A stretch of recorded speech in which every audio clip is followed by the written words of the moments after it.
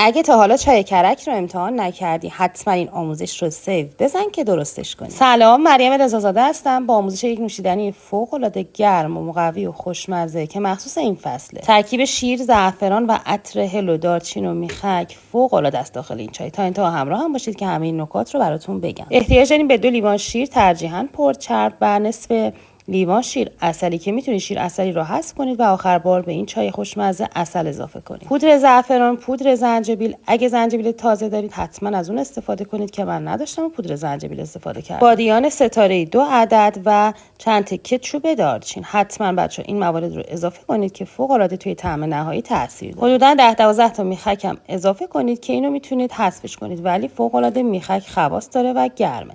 چای هم اضافه میکنیم حدود 2 الی 3 قاشق که اگه چای کله مورچه‌ای باشه بهتر. خب میریم سراغ اصلی ترین ماده این چای که همون هله و باید هلتون رو حسابی بکوبیم که قشنگ دانه ها از پوسته جدا بشه.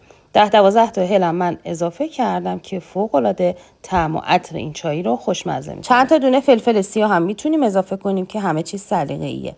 مواد رو به خوبی هم زده و روی حرارت خیلی کم قرار میدیم به مدت نیم ساعت. حتما چای پرخاصیت و خوشمزه رو درست کنید در کنار عزیزانتون تو این شب‌های سرد زمستانی نوش جان کنید. ممنونم که تا انتها همراه هم بودی. لطفاً قلب بی‌رنگ منو قرمزش کن.